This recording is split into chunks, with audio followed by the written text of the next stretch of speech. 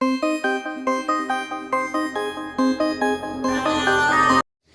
Dear student, कैसे हो आप सभी लोग। मैं हूं डीआरएक्स देवेशपाल और आज के वीडियो में आपका बहुत बहुत स्वागत है। पिछले लेक्चर में हम लोगों ने बात की थी गोल्जी बॉडी के बारे में, तो गोल्जी बॉडी हम लोग पढ़ चुके थे। आज हम लोग पढ़ने वाले हैं लयनकाय यानी कि लाइसोसोम। तो चलिए इसको स्टार्ट करते हैं। तो यह झिल्ली पुट्टी का संरचना होती है, ठीक है, क्या बताया जा रहा है। तो यह जो है क्या है, झिल्ली पुट्टी का संरचना होती है जो संवेष्टन विधि द्वारा गोल्जी बॉडी में बनती है।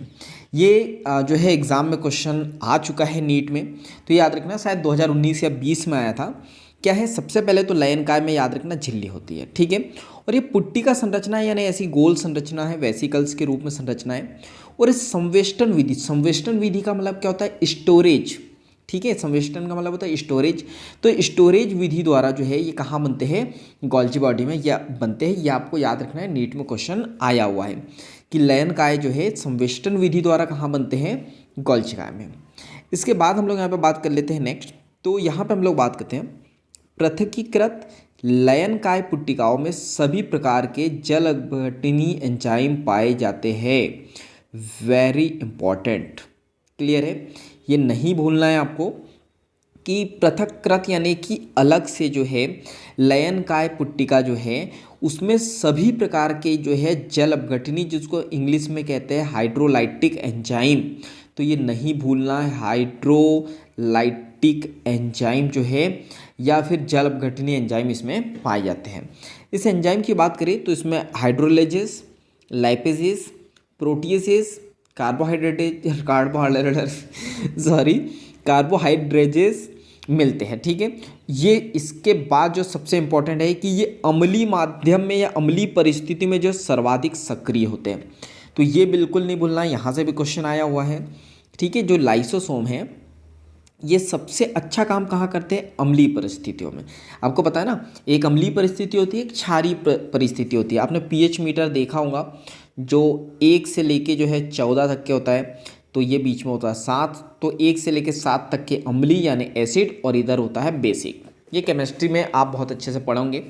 इसके बाद हम लोग यहाँ पे बात करते हैं नेक्स्ट। तो ये एंजाइम कार्बोहाइड्रेट, प्रोटीन, लिपिड और न्यूक्लिक अम्ल आदि के पाचन में सक्षम होते हैं। क्लियर है यहाँ तक के। चलो, तो यहाँ पे हम लोग इसको देखें तो सबसे इंपॉर्टेंट क्या क्या याद रखना है आपको कि ये संवेष्टन विधि द्वारा कहाँ बनते हैं, गोल्जी बॉडी में। जल अपघटनीय एंजाइम होते हैं। इसके बाद आपको याद रखना है अम्लीय परिस्थिति में सर्वाधिक ये सक्रिय होते हैं। तो 3 पॉइंट आपको सबसे इंपॉर्टेंट याद रखना है। क्लियर है। चलो, इसके बाद हम लोग बात करते हैं नेक्स्ट। तो नेक्स्ट टॉपिक है हम लोगों का क्या है, राजधानी या वैक्यूल्स।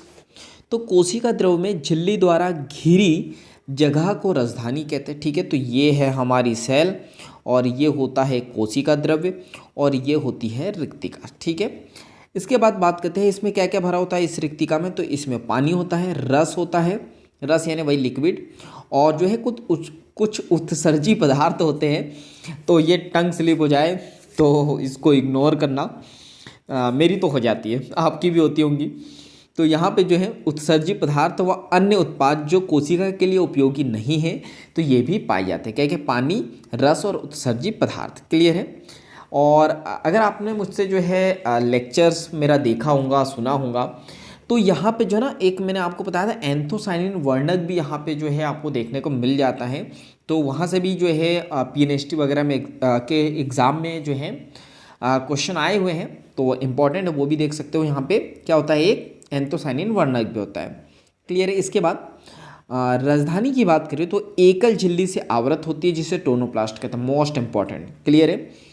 सेल की बात करूँ तो इसमें जो मेम्ब्रेन होती है उसे सेल मेम्ब्रेन कहते हैं, और जो टोनोप्लास्ट की जो सेल होती है उसे हम लोग क्या कहते हैं, मतलब रिक्तिका की जो मेम्ब्रेन होती है उसे क्या कहेंगे, टोनोप्लास्ट।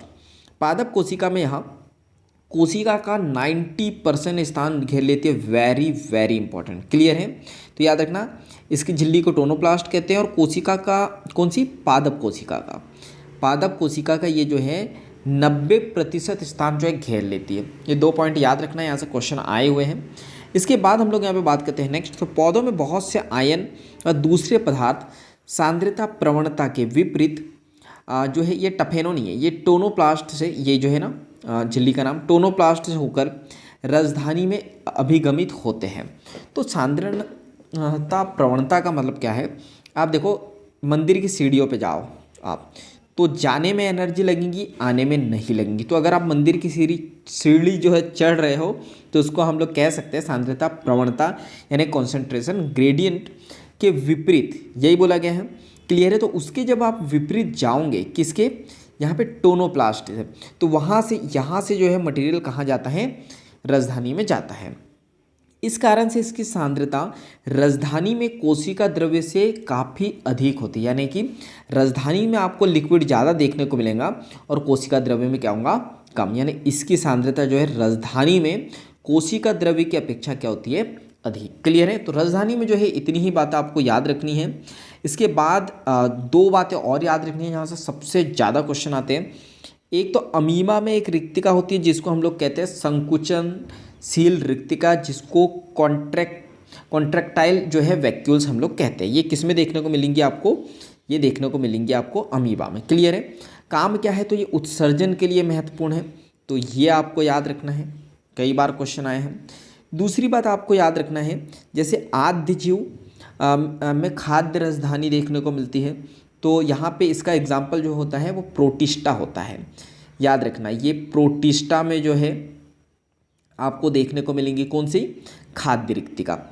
क्लियर है। तो इसका निर्माण काम क्या है ये भी याद रखना है आपको, तो इसका काम है खाद्य पदार्थों को निगलने का।